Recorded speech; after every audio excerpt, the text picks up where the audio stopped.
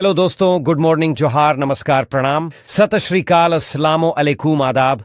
कैसे हैं आप सब? उम्मीद है आप लोग अच्छे होंगे। आज हम हर रोज की तरह फिर से हाजिर हैं झारखंड के तमाम छोटी बड़ी खबरों के साथ। खबरों को शुरू करने से पहले अभी तक आपने B2B news Jharkhand news channel को सब्सक्राइब नहीं किया है तो सब्सक्राइब कर दीजिए ताकि झारखंड में होने वाली तमाम छोटी बड़ी खबरों से खुद को अपडेट रखें और जानकारी से अवगत हो सकें। तो चलिए बात करते हैं आज के तमाम छोटी बड़ी खबरों पर नजर डाल। सीएम हेमंत की मंजूरी के बावजूद 20.60 लाख महिलाओं को अब तक नहीं मिले मनिया सम्मान योजना के 7,500 रुपए। झारखंड सरकार की महत्वाकांक्षी मनिया सम्मान योजना राज्य में चर्चा का विषय बना हुआ है। एक और लाखों महिलाएं योजना के तहत एक मुश्त 3 माह की राशि 7,500 रुपए पाकर खुशी से झूम रही हैं। तो वहीं दूसरी ओर लाखों महिलाएं अब भी पैसों के इंतजार में बैठी हैं। झारखंड कैबिनेट द्वारा सभी महिलाओं को राशि भेजने की स्वीकृति तो मिल गई है, लेकिन अब तक राशि लाभुकों के खाते में नहीं आई है। 25 मार्च को कैबिनेट से मिली थी स्वीकृति।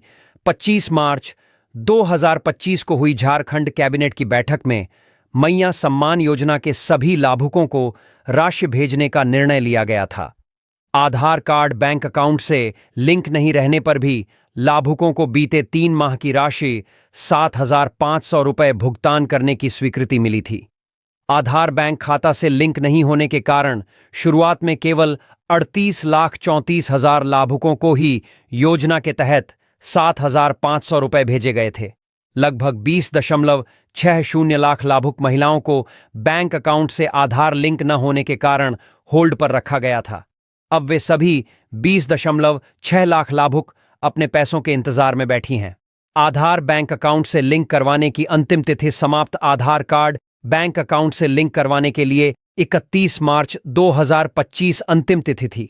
जिन लाभुक महिलाओं ने 31 मार्च तक अपना आधार कार्ड बैंक अकाउंट से लिंक नहीं करवाया है, उन्हें यह पैसा नहीं मिलेगा है। कैबिनेट की बैठक में सख्त निर्देश दिया गया था कि 31 मार्च तक आधार कार्ड बैंक अकाउंट से लिंक नहीं करवाने पर लाभुकों को योजना से वंचित कर दिया जाएगा। बाबूलाल मरांडी के सोशल मीडिया पोस्ट पर गरमाई सूबे की राजनीति। जामुमो ने कहा, विशाल दिल के हैं हेमंत सोरेन। डोरंडा सिरम टोली फ्लाईओवर रैंप का विरोध करने पर पुलिस द्वारा पूर्व शिक्षा मंत्री गीताश्री उरांव सहित 20 लोगों पर प्राथमिकी दर्ज करने के बाद मुख्यमंत्री हेमंत सोरेन ने आरोपियों पर कार्रवाई नहीं करने का आदेश डीजीपी को दिया था। अब बाबूलाल मरांडी ने सोशल मीडिया अकाउंट पर हेमंत सोरेन की कार्रवाई को नौटंकी करार देते हुए मांग की है कि जिन पुलिसकर्मियों ने सराहुल, सिरम टोली और फ्लाईओवर के मुद्दे पर आंदोलनकारियों पर प्राथमिकी की है, उन पर कार्रवाई होनी चाहिए। बाबूलाल मरांडी ने सिरम टोली, फ्लाईओवर रैंप और सरना स्थल विवाद पर सोशल मीडिया पोस्ट किया था। बढ़िया नौटंकी है। पहले तो सरहुल पर्व मनाने वालों को डराने के लिए उन पर FIR करो, फिर सहानुभूति बटोरने के लिए इस FIR पर कोई किसी पर कार्रवाई नहीं करने का निर्देश देकर विज्ञप्ति जारी कर दो। मुख्यमंत्री जी, अगर आपको सही में सरहुल पर्व की भावना का एहसास है तो सबसे पहले उन पुलिस वालों को निलंबित कर कठोर कार्रवाई करिए जिन्होंने ये FIR की है। झारखंड मुक्ति मोर्चा के केंद्रीय प्रवक्ता मनोज पांडे ने कहा कि जब भाजपा की सरकार में पत्थर गढ़ी के मामले में 20,000 आदिवासियों पर मुकदमे दर्ज किए गए थे, उस समय बाबूलाल मरांडी मुंह में किया फेविकोल जमाए हुए थे। जब उनके नेता हेमंत सोरेन की सरकार आई तब सभी 20,000 आदिवासियों पर किए गए मुकदमे वापस किए गए, नहीं तो आज 20,000 आदिवासी जेल के अंदर होते। मनोज पांडे ने कहा कि इतना ही नहीं, राजनीतिक प्रतिद्वंद्वी रघुवर दास पर ST थाने में मामला दर्ज कराया गया था। सरकार बनने के बाद हमारे नेता हेमंत सोरेन ने उस मुकदमे को वापस लिया, जो यह दर्शाता है कि हमारे नेता का हृदय विशाल और स्वभाव सरल है, इसलिए वह लोकप्रियता के शिखर पर हैं। यही सब बाबूलाल को नहीं पचता है। वह हमारे नेता हेमंत सोरेन की बराबरी नहीं कर सकते। राजनीति करने के लिए जो बोलना है वह बोलें, लेकिन इस राज्य की जनता देख रही है। जहां तक सिरम टोली विवाद की बात है तो चंद लोग विरोध कर रहे थे, उसके पीछे कौन लोग थे यह जानना जरूरी है। उन्होंने कहा कि सरहुल जुलूस के दौरान लाखों की संख्या में लोग सरहुल के दिन हेमंत सोरेन जिंदाबाद के नारे लगा रहे थे। बाबूलाल मरांडी द्वारा सोशल मीडिया पर किए गए पोस्ट पर प्रतिक्रिया देते हुए कांग्रेस के प्रदेश मीडिया प्रभारी राकेश सिन्हा ने कहा कि अब बाबूलाल मरांडी का काम सिर्फ पोस्ट करना है। उनका संगठन पूरी तरह से राज्य में नेस्तनाबूद हो गया है। राष्ट्रीय चुनाव में वोटिंग का अहर्ता झारखंड बीजेपी खो चुकी है। अब भाजपा के पास कुछ बचा नहीं है। अब उनके पास सिर्फ सोशल मीडिया पर ट्वीट करना बचा है या फिर मीडिया में ऊल जुलूल बयान देना बचा हुआ है। बिहार और झारखंड के बीच धार्मिक और यात्री सुविधाओं को बेहतर बनाने के लिए एक महत्वपूर्ण कदम उठाया गया है। पटना से बाबा बैद्यनाथ धाम देवघर तक नई रेल लाइन बिछाने की योजना को हरी झंडी मिल गई है। यह परियोजना 290 करोड़ रुपए की लागत से तैयार की जाएगी और इसकी कुल लंबाई 78.08 किलोमीटर होगी। नई रेल लाइन सुल्तानगंज से बांका होते हुए देवघर तक जाएगी, जिससे श्रद्धालुओं को सीधी कनेक्टिविटी मिलेगी। फिलहाल यात्रियों को जसीडीह स्टेशन पर उतरकर सड़क मार्ग से देवघर तक पहुंचना पड़ता है, लेकिन नई रेल लाइन बनने के बाद यह समस्या समाप्त हो जाएगी। खासकर श्रावणी मेले के दौरान जब लाखों कांवड़िए बाबा बैद्यनाथ के दर्शन के लिए आते हैं तो मेन लाइन की ट्रेनों में भारी भीड़ हो जाती है। ये नई रेल लाइन इस समस्या का समाधान करेगी और यात्रा का समय कम होगा। बिहार के डिप्टी सीएम सम्राट चौधरी ने हाल ही में रेल मंत्री अश्विनी वैष्णव से मुलाकात कर इस परियोजना को जल्द शुरू करने की मांग की थी। मालदा डिवीजन के अधिकारियों ने बताया कि कंस्ट्रक्शन डिपार्टमेंट से मंजूरी मिलने के बाद निर्माण कार्य शुरू कर दिया जाएगा। यह रेल लाइन भागलपुर, मुंगेर, खगड़िया और बांका के लोगों के लिए भी देवघर तक पहुंचने का एक आसान रास्ता प्रदान करेगी। इस परियोजना से न सिर्फ धार्मिक यात्रा को लाभ होगा, बल्कि यह इलाकों के विकास को भी गति देगा। बिहार और झारखंड के बीच बेहतर कनेक्टिविटी के चलते स्थानीय अर्थव्यवस्था में भी सुधार की उम्मीद है। अधिकारियों का मानना है कि जल्द ही जमीन अधिग्रहण और निर्माण की प्रक्रिया शुरू हो जाएगी, जिससे इस महत्वपूर्ण रेल परियोजना को शीघ्र धरातल पर लाया जा सकेगा।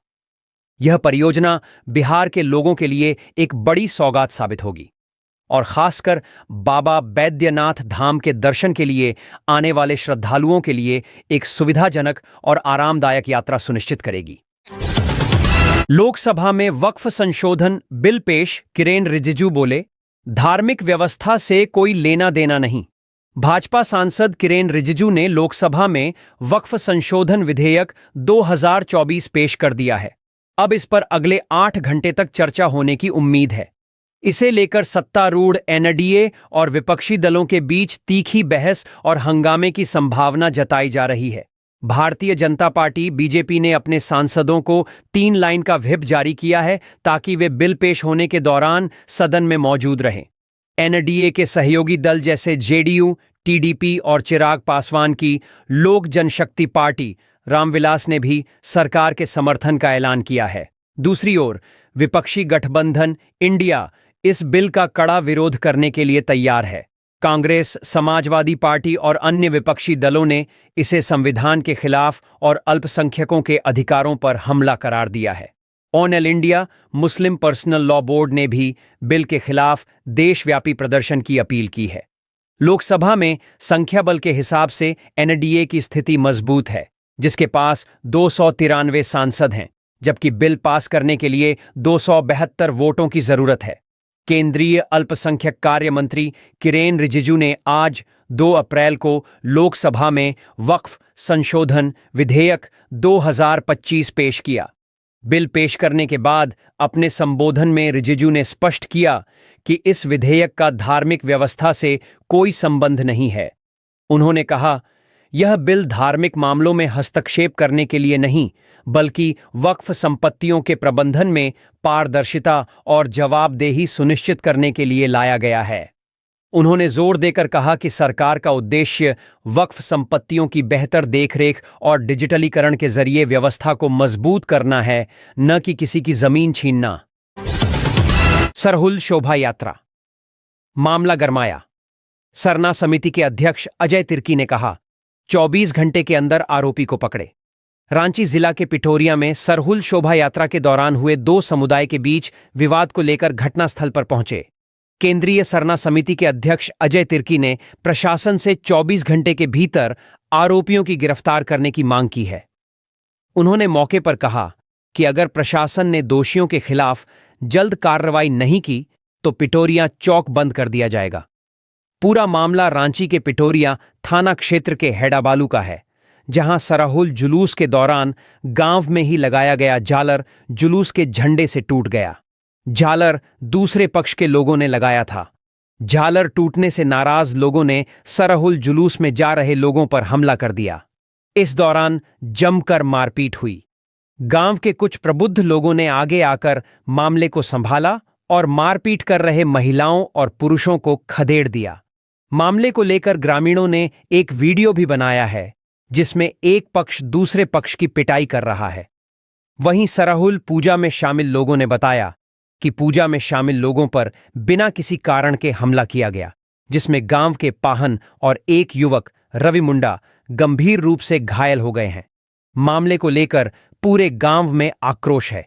वहीं घटना को लेकर कई भाजपा नेताओं ने सोशल मीडिया पर कड़ा आक्रोश जताया है और हेमंत सरकार से मारपीट में शामिल असामाजिक तत्वों के खिलाफ सख्त कार्रवाई की मांग की है।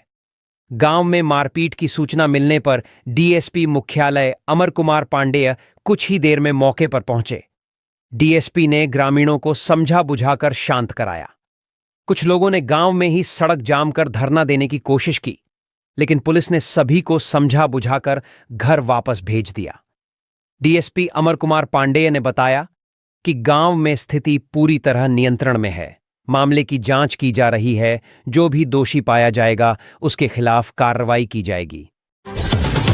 वक्फ बिल संशोधन सीधे तौर पर मुस्लिम समाज को कमजोर करने और भय का माहौल बनाने वाला है।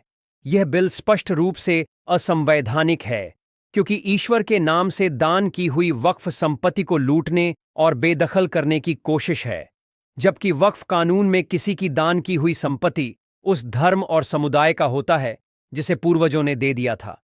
ये बातें प्रदेश राजद महासचिव सह मीडिया प्रभारी कैलाश यादव ने वक्फ बिल संशोधन का विरोध करते हुए कहीं।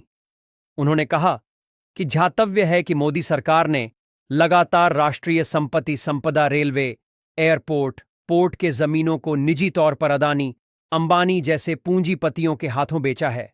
2014 के बाद जब से केंद्र में मोदी सरकार बनी है, निरंतर एक विशेष समुदाय मुस्लिम और अल्पसंख्यक समाज को प्रताड़ित किया जा रहा है।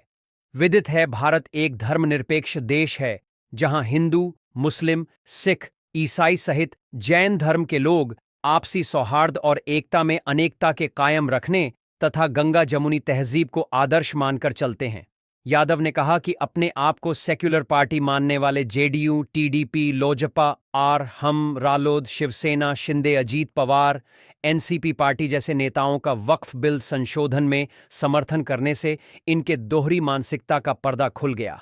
राजद का मानना है कि इन सभी दलों ने सेक्युलरिज्म के नाम वोट मांगने का हक खत्म कर दिया है।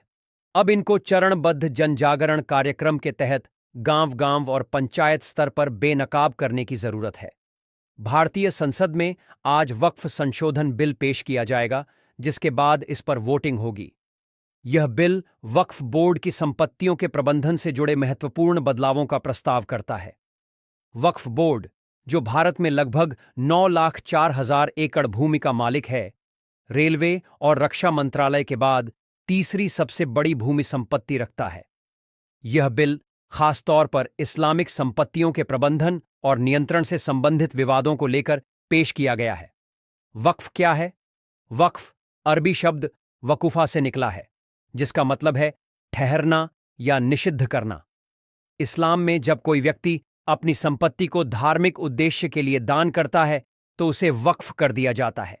भारत में वक्फ की परंपरा 12वीं सदी से जुड़ी हुई है और अधिकांश वक्फ संपत्तियों पर मस्जिदें, मदरसे, कब्रिस्तान और अनाथालय स्थित हैं। वक्फ संशोधन बिल 8 अगस्त 2024 को लोकसभा में पेश किया गया था, जिसके बाद इसे संसद की जॉइंट पार्लियामेंट्री कमेटी जेपीसी को भेजा गया।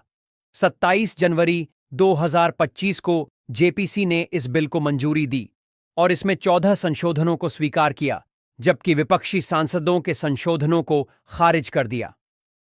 19 फरवरी 2025 को कैबिनेट ने इसे मंजूरी दी और अब 2 अप्रैल 2025 को यह बिल संसद में पेश किया गया है।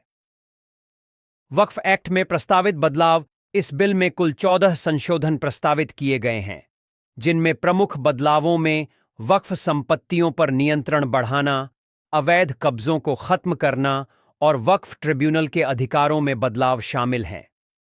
बिल के अनुसार वक्फ बोर्ड अब अपनी संपत्तियों के बारे में कोर्ट में दावे नहीं कर सकेगा यदि वे रजिस्टर नहीं हैं। इसके अलावा वक्फ संपत्तियों पर सरकारी नियंत्रण बढ़ने की संभावना है, जो मुस्लिम समुदाय में असंतोष का कारण बन रहा है। झारखंड प्रौद्योगिकी विश्वविद्यालय, जिसे झारखंड टेक्निकल यूनिवर्सिटी अधिनियम 2011 के तहत 2015 में स्थापित किया गया था, आज अपनी अस्तित्व की जंग लड़ रहा है।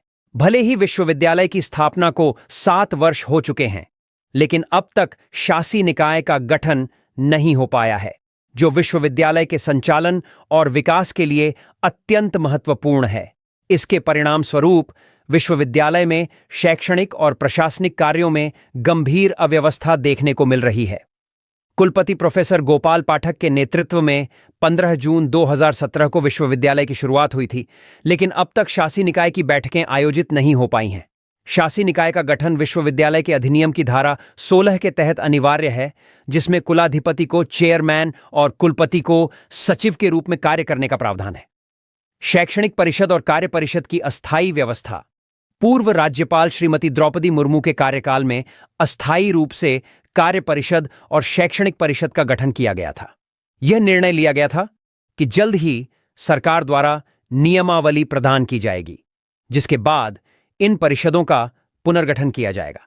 लेकिन आज तक यह अस्थायी व्यवस्था जारी है, जिसके कारण विश्वविद्यालय के संचालन में गंभीर समस्याएं उत्पन्न हो रही हैं।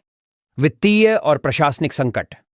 वर्तमान में वित्तीय मामलों के लिए कोई स्थायी वित्त समिति का गठन नहीं हो सका है।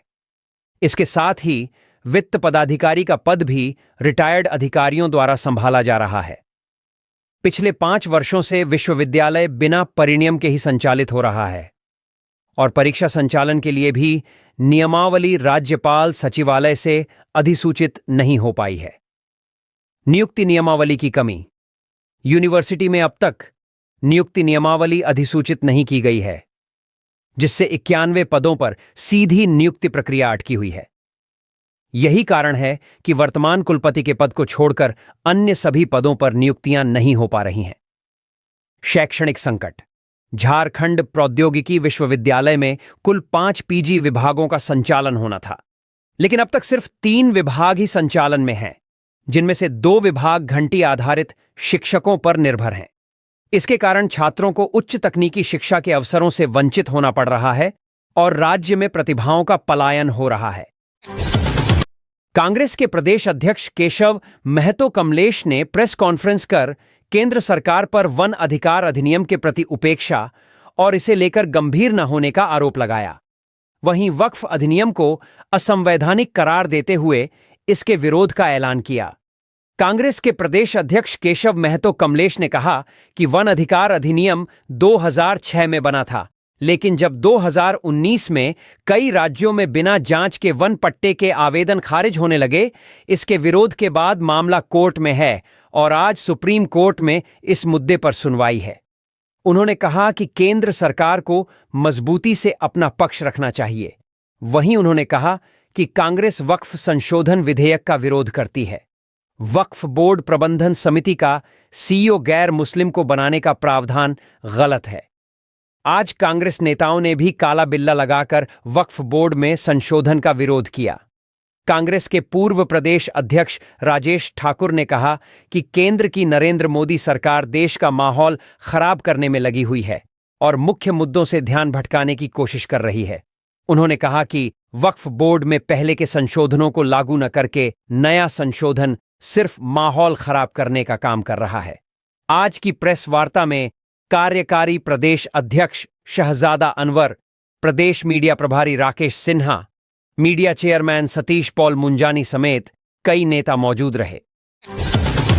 झारखंड और आदिवासियों को होगा फायदा। संसद में क्या बोले किरेन रिजिजू। नरेंद्र मोदी की सरकार ने वक्फ अमेंडमेंट बिल 2025 को संसद में पेश कर दिया है। केंद्रीय अल्पसंख्यक कार्य मंत्री किरेन रिजिजू ने बुधवार को लोकसभा में वक्फ संशोधन विधेयक 2025 को चर्चा और पारित कराने के लिए पेश किया। उन्होंने कहा कि कांग्रेस की अगुवाई वाली संयुक्त प्रगतिशील गठबंधन यूपीए सरकार ने वक्फ कानून में कई बार बदलाव किए और इसको अन्य कानूनों से ऊपर कर दिया, इसलिए इसमें संशोधनों की जरूरत पड़ी। उन्होंने संशोधनों के बारे में जानकारी दी, जिसमें एक ऐसा भी प्रावधान है जिससे झारखंड के आदिवासियों को भी फायदा होने वाला है। शेड्यूल 5 की जमीनों पर दावा नहीं कर सकेंगे। वक्फ बोर्ड किरेन रिजिजू ने अपने भाषण में कहा कि वक्फ संशोधन विधेयक 2025 में ऐसा प्रावधान किया गया है कि शेड्यूल 5 और शेड्यूल 6 की जमीनों पर वक्फ बोर्ड कभी दावा नहीं कर पाएगा। झारखंड की काफी जमीन है जो शेड्यूल 5 में आती है। ऐसे में इस बिल के पास हो जाने पर झारखंड के आदिवासियों की जमीन पर वक्फ बोर्ड कभी दावा नहीं कर पाएगा। वक्फ बिल पर लोगों को विपक्ष ने गुमराह करने की कोशिश की। रिजिजू ने लोकसभा में विपक्षी दलों पर जमकर निशाना साधा। कहा कि विपक्ष ने उन मुद्दों पर लोगों को गुमराह करने की कोशिश की जो वक्फ विधेयक का हिस्सा नहीं है। मंत्री ने कहा कि संसद भवन पर भी वक्फ दावा कर रहा था, पर पहले की यूपीए सरकार ने काफी संपत्ति गैर अधिसूचित करके दिल्ली वक्फ बोर्ड को दे दी थी। जेपीसी की रिपोर्ट के आधार पर बिल में संशोधन को कैबिनेट ने दी मंजूरी। उन्होंने कहा कि पिछले साल बिल पेश करते समय सरकार ने इसे दोनों सदनों की एक संयुक्त समिति जेपीसी को भेजने का प्रस्ताव किया था। उन्होंने कहा कि समिति की रिपोर्ट आने के बाद उसकी सिफारिश के आधार पर केंद्रीय मंत्रिमंडल ने मूल विधेयक में कुछ बदलावों को मंजूरी दी थी। वक्फ बोर्ड की संपत्ति की कुल कीमत 1.2 लाख करोड़ रुपए। रिजिजू ने कहा कि वक्फ बोर्ड के पास 8.12 लाख संपत्ति है, जो 9.4 लाख एकड़ में फैला है। इसका अनुमानित मूल्य 1.2 लाख करोड़ रुपए है। केंद्रीय मंत्री ने आंकड़ा पेश करते हुए कहा कि वक्फ बोर्ड के पास 8,72,328 स्थायी और 17,713 अस्थायी संपत्ति है। इतना ही नहीं, वक्फ बोर्ड के तहत 3,56,051 वक्फ एस्टेट्स पंजीकृत हैं। झारखंड सरकार ने किसानों को प्राकृतिक आपदाओं से होने वाले फसल नुकसान से राहत देने के लिए झारखंड फसल राहत योजना की शुरुआत की है। इसके तहत किसानों को प्रति एकड़ के हिसाब से 4,000 रुपये की सहायता राशि दी जाती है। यह योजना झारखंड के किसानों को फसल क्षति के कारण होने वाले आर्थिक संकट से बचाने के लिए शुरू की गई है। प्राकृतिक आपदाओं के कारण कई बार किसानों को भारी नुकसान उठाना पड़ता है, जिससे उनकी आजीविका प्रभावित होती है। यह योजना किसानों को बाढ़, सूखा, भूकंप, तूफान, चक्रवात, भूस्खलन, ओलावृष्टि जैसी आपदाओं की वजह से हुए नुकसान की भरपाई में सहायक सिद्ध होगी। योजना में कौन कौन से अनाज शामिल? यह बीमा योजना नहीं, बल्कि सीधी राहत योजना है, जिसमें किसानों को किसी भी प्रकार का प्रीमियम नहीं देना होगा। सरकार प्रभावित किसानों को सीधे वित्तीय सहायता प्रदान करेगी। भूमि मालिक और भूमिहीन किसान दोनों इस योजना के तहत लाभ उठा सकते हैं। इस योजना में खरीफ, धान, मक्का और रब्बी, गेहूं, सरसों, चना, आलू की फसलें शामिल हैं। कौन कौन से किसान होंगे पात्र? झारखंड के स्थायी किसानों को इस योजना का लाभ मिलेगा। वैसे किसान जिनके पास 5 एकड़ या उससे कम कृषि भूमि हो, वे इस भी योजना के पात्र हो सकते हैं। इसके अलावा रैयत, भूमि मालिक या बटाईदार, किराए पर खेती करने वाले किसान इसका लाभ ले सकते हैं। आवेदक की न्यूनतम उम्र 18 वर्ष होना अनिवार्य है। किसानों के पास आधार कार्ड और भूमि के वैध दस्तावेज, एलपीसी, भूमि रसीद होने चाहिए। कम से कम 20% फसल क्षति होने पर ही किसान इस योजना का लाभ उठा सकते हैं। यह योजना सभी किसानों के लिए स्वैच्छिक होगी। किसानों को भुगतान उनके नुकसान को देखते हुए किया जाता है। 30 से 50% फसल के नुकसान होने पर 3,000 रुपये प्रति एकड़, अधिकतम 5 एकड़ तक की सहायता दी जाती है। 50% से अधिक नुकसान होने पर 4,000 रुपये प्रति एकड़, अधिकतम 5 एकड़ तक की सहायता राशि दी जाता है। युद्ध या परमाणु हमले से होने वाले नुकसान इस योजना के अंतर्गत नहीं आते हैं। किसानों द्वारा की गई लापरवाही या अवैज्ञानिक खेती के कारण हुए नुकसान पर किसी भी प्रकार की सरकारी सहायता नहीं दी जाएगी। वहीं जंगली जानवरों की वजह से फसलों के नुकसान में भी इस योजना का लाभ नहीं मिलेगा। हालांकि सरकार की अन्य योजनाओं में इस स्कीम के तहत मुआवजा का प्रावधान है। सहारा समूह द्वारा की गई धोखाधड़ी और घोटाले की जांच के लिए झारखंड सरकार जांच आयोग गठित करेगी। इसके अध्यक्ष झारखंड हाईकोर्ट के न्यायाधीश होंगे। सदस्य सचिव झारखंड सरकार के सचिव स्तर के अधिकारी होंगे। एक अधिवक्ता और चार्टर्ड अकाउंटेंट को भी जांच आयोग का सदस्य बनाया जाएगा। राज्य सरकार के आदेश के बाद पुलिस मुख्यालय जांच आयोग के गठन का प्रस्ताव तैयार कर रहा है। आयोग का ड्राफ्ट बनकर तैयार है। जल्द ही इसे गृह विभाग को भेजा जाएगा। राज्य सरकार जांच आयोग अधिनियम 1952 की संख्या 60 की धारा 3 द्वारा प्रदत्त शक्तियों का प्रयोग करते हुए आयोग गठित करेगी। ऐसे पीड़ित जिनके पास सहारा समूह द्वारा जारी सभी आवश्यक दस्तावेज हैं, लेकिन वे या तो अपने दावे दाखिल करने में असमर्थ हैं या उनके दावे सीआरसीएस सहारा रिफंड पोर्टल पर खारिज कर दिए गए हैं। ऐसे पीड़ित जिनके पास सहारा समूह की विभिन्न संस्थाओं में अपने निवेश जमा के पूरे दस्तावेज नहीं हो सकते हैं, लेकिन वे अन्य तरीकों से अपने दावों को साबित करने में सक्षम हैं, जैसे सहारा समूह या संबंधित संस्थाओं के खातों में बैंक जमा स्थानांतरण का प्रमाण या ऐसे अन्य दस्तावेज जैसे कि सहारा समूह के कर्मचारियों, एजेंटों द्वारा प्राप्त रसीदें आदि से जानकारी जुटाई जाएगी। क्या होगा आयोग का काम? सहारा समूह द्वारा किए गए घोटाले के पीड़ित सीआरसीएस सहारा रिफंड पोर्टल में अपने दावे सफलतापूर्वक दाखिल करने में असमर्थ क्यों हैं?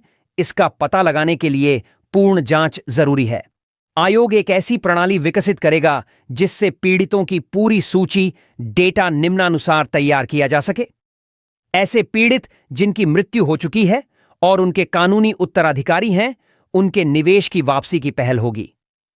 आयोग ऐसी व्यवस्था विकसित करेगा जिससे सहारा समूह द्वारा किए गए घोटाले के पीड़ितों के दावों, दस्तावेजों को ऑफलाइन और ऑनलाइन दोनों तरीकों से ठीक से दस्तावेजित एकत्रित किया जा सके।